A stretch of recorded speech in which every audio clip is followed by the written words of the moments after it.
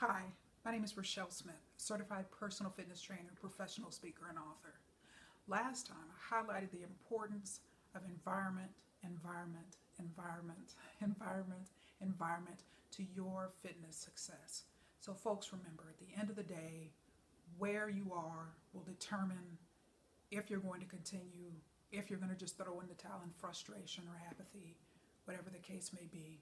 So important that you choose wisely when it comes to your fitness journey. And environment truly is everything.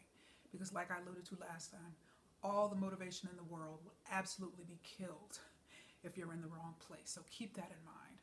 But this time, I actually wanted to take this whole concept one step further of fitness motivation and talk about the issue of etiquette. And I just want to give a few thoughts here on the importance of not just etiquette, fitness facility etiquette, but what I want to encourage and challenge you all to do and exhibit exceptional etiquette in any type of facility. I don't care if you're in a yoga studio, a spinning studio, private gym, commercial gym, small, large, community, church, corporate, whatever the case may be exceptional. And this is just not only in any type of facility or any type of fitness situation. I challenge you to just be a person of excellence.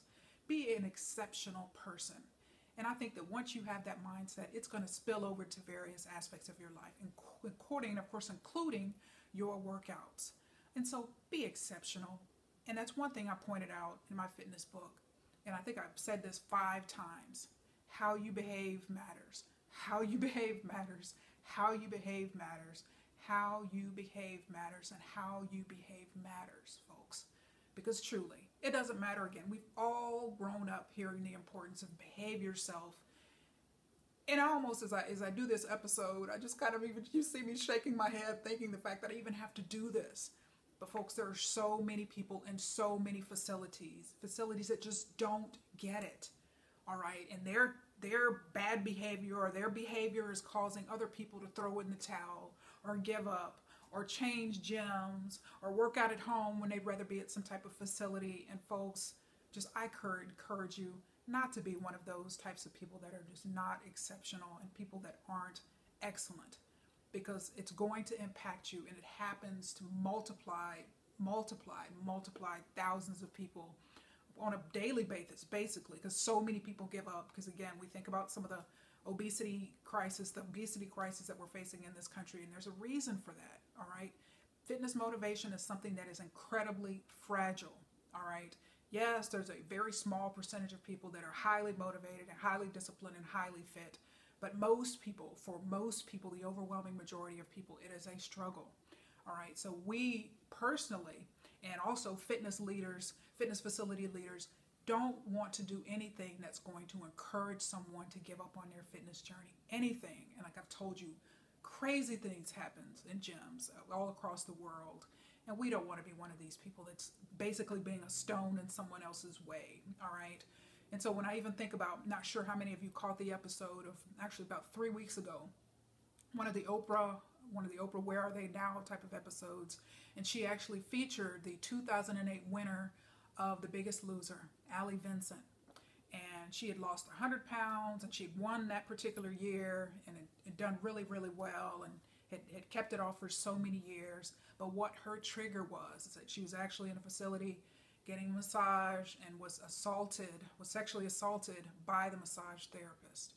And so that traumatic event kind of sent her on this cascade of just, ultimately she ended up gaining all the weight back, and I think a little bit more. But that's just a very sad example and a very unfortunate example, but a very real example of the fact that just how fragile fitness motivation and health and wellness motivation is, and how someone else's bad behavior can throw someone off of their game. And so don't let it happen to you. And I just really, that episode, just kind of getting that update on her journey really kind of touched me in so many different ways, because there's so many things that go on. And I think that we've just got to all do our part, whether we're talking about fitness facility leadership, like I said, or us as gym goers. We've got to do everything we can to make sure things are excellent, okay, in terms of etiquette and how we conduct ourselves in gyms. Because as I said, ad nauseum, how we behave matters. And when I think about etiquette, when I think about exceptional etiquette, I could not continue on with this episode, as you've heard me mention a few times, just that how my gym in Louisiana, Bel Air Fitness, is just, I've never experienced etiquette like that.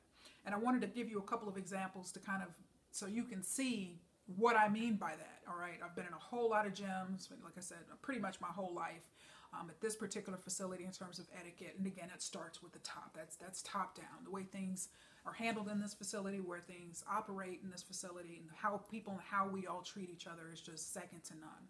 Just a couple of examples. So Bel Air Fitness, and this is something that actually I remember when I first joined in May of 2013. That's right, it's been almost 3.5 years now. When I first joined, this one kind of took me aback. So basically, when you're on weight machines, so now the pins that you use to, change the weight, add, subtract weights on there. When you're done with a weight machine, you pull the pin out and set it on top, or you put it on the floor on the ground. All right. And I remember initially I was thinking, like, what's going on? What is this? But why is that? And this is so true.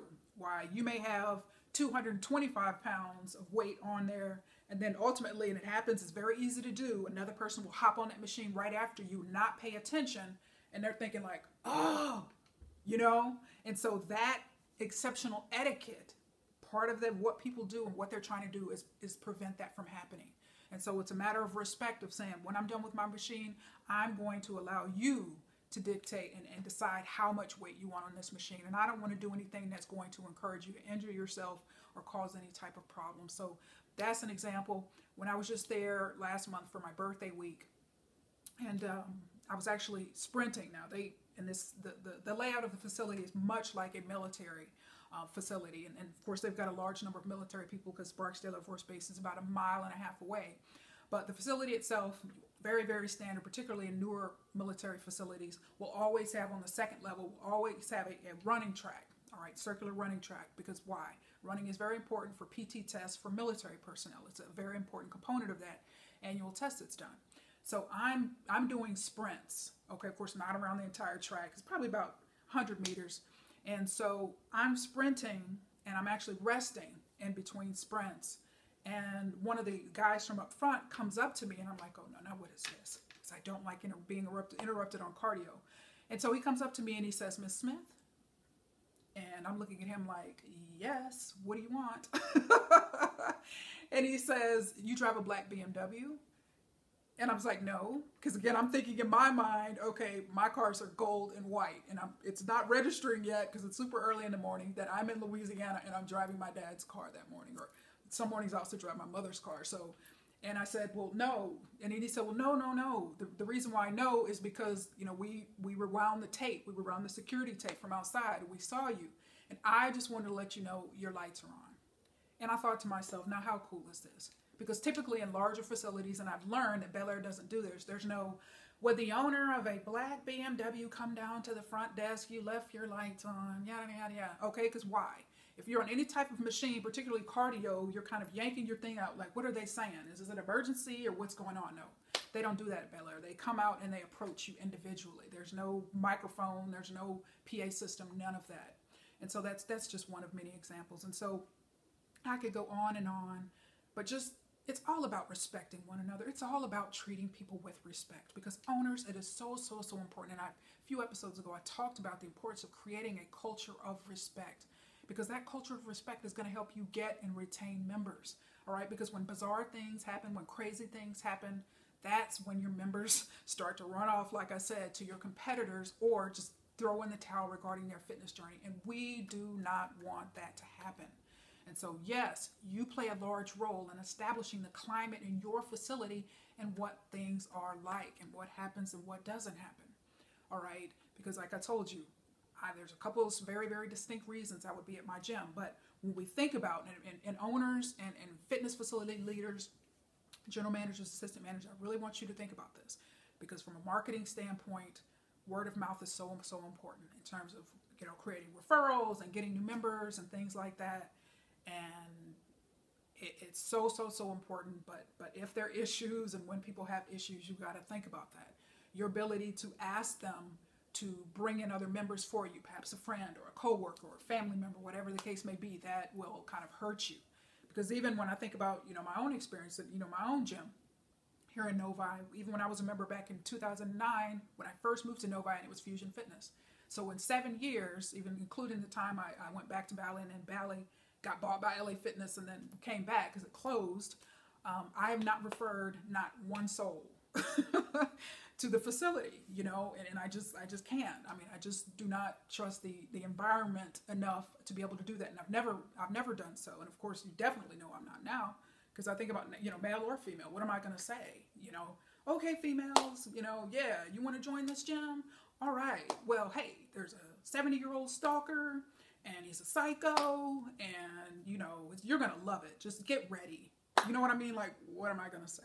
So recognize, folks, you've got to create an environment that's conducive to, again, your members being able to refer other people to you, okay? Because, again, if the environment is tight, if the environment's solid, if there's accountability, that's going to be so easy, so easy. And I just want everyone to be successful. Like I said, I want facilities to be exceptional. I want people, the gym goers, the fitness facility attendees and goers to be successful. But it's going to take truly all of us kind of having this mindset of excellence when it comes to etiquette, treating other people well. And yes, I've even got some examples here, you know, from my own gym. I mean, it just, there's a few cases that I could give you here. And of course, you know, three of the four of these that I can mention, these were people that were all at Bali. You know, we were all at Bali Fitness together. Bali was a great gym. It was a very social gym, probably the most social gym I'd ever been to in my life. And that's one thing you notice me when I'm at Bel Air on the friendliness scale from 0 to 10, I'm an 8. At Bali, I'm typically probably about a 5. But actually, my gym here in Novi now, I'm actually a 0. From the time I park my car to the time I'm back in it driving off, I've got a wall up. But why is that? Because there's just a lot of etiquette challenge people in that environment. And so create an environment that's conducive, because I don't want anyone to give up. I don't want women to get freaked out. I don't want men to get freaked out. I don't want anything to happen to anyone. And owners, you've got to hear me when I tell you this. Don't look at me and say, well, you know, Rachelle's able to deal with anything and, you know, nothing deters her. But again, most people are not like me, all right? Most people are not gonna, you know, have the resilience and have the fortitude and just have an indomitable spirit to where nothing is going to detract or deter them. So you need to recognize that. Because even an example, when I think about something that happened earlier in January of this year, all right? Sometimes, very, very rarely, will I go upstairs to the aerobics studio. Because typically what happens is I'll get super hot downstairs on the first floor. And then I'll go upstairs to that second floor to stretch and to actually cool down, because it's always nice and just cold. It's like the temperature's perfect in there. And so I'll go in there, whatever. But anyway, long story short, January of this year, went in there, and I typically go around 7:25, 7:30, because the class doesn't start till 8:30. And so people started arriving around 7:55, 8 o'clock for that class. So I know I got a few minutes, whatever. So go in there, keep the lights off. I'm in there stretching, whatever, this and that. So everything's cool. I've been doing that off and on for, I don't know, a good while. So one time, this past January, this guy, probably middle-aged, easily, had to be 50, early 50s. He comes up there, and it's like, okay, what's going on? You know what I mean? It's dark in here, you know, whatever. You're not in this class that's coming up, and because people that come early, that you will tell, they all get their section ready. And this one guy that came from Bali is also, he's an example of exceptional etiquette. Gets the setup ready for the instructor every time that he comes in there. He comes early. But anyway, this guy, there's like no reason for him to be in there. And so, hey, it's a free country, it's a free world, it's a public space. I have no problem with that. All right, other people coming in there, but it's like, have a purpose and whatever. And he was creepy. And so I knew at that point, and that's why I'm saying people, most of your members, particularly female members, are not going to have the courage and the confidence to be able to confront and be assertive in a situation like this. And so I said, oh my gosh, okay, creepy, whatever. And so I knew at that point, when something's kind of bizarre like that happens, I have to test the situation. I have to test the person, although they don't realize it. That's what I'm doing. So anyway, a couple days later, I said, okay, let me test the situation and see what's going on. So went up there, you know, same situation. And he followed me right back up there. And at that particular point, because again, you're sitting in the dark, like, you know, I'm stretching, whatever, I'm in the dark in here, it's just whatever. What's your point? You're going to sit in here and watch me for 30 minutes? But anyway, so I actually said, you know, oh my goodness, the creepy guy is here again. Didn't have any more problems with him after that. Like I said, I rarely go up there, but just recognize part of exceptional etiquette is just having a purpose for what you do. Not being self-conscious, but be self-aware. Recognize how your behavior, how your actions can impact someone else. Because again, we're not to go into a situation, any type of facility, being self-absorbed and having it be all about us. But no, it's all about, am I making someone uncomfortable? How is this situation going to look? How is this going to make a person feel? All right, because that's what I'm always, that's something, just having gone to gym so long, my goal is always to just stay out of people's way. I'm not friendly. People see me out, typically here in Novi, at Walmart or Kroger. I see a ton of people at Kroger's, both members and employees. Always seeing people, and occasionally when the person will come up to me and approach me, they're like, "You were so nice." And I'm like, well, yes, you don't understand an environment like that. I've got to be this way. I've just got to be this way. And so recognize your environment shapes so much, but also your etiquette or lack thereof will shape your success and your facility's success for years to come. Because again, I want you to be successful. I don't want anyone to quit because someone's mistreating them or making them feel uncomfortable or stalking them or assaulting them. Because I'm telling you folks, so much stuff happens in gyms, and it is so easy to just throw in the towel and say, forget it, and have a fragile level of motivation. But I don't want it to be you. I want you to be successful. I want the fitness industry to really thrive in this country and around the world, because what that means, and when that happens, is we have healthier people, we have happier people, we have less of a drain on our healthcare system, there's higher productivity at workplace. There's just in the workplace, there's just so many reasons why fitness and fitness success is a great idea. But it truly starts with us, and it truly starts with us adapting a mindset of accountability as well as exceptional etiquette. So folks, won't you join me on this journey to be exceptional? Thanks so much for your time. Make it a wonderful day.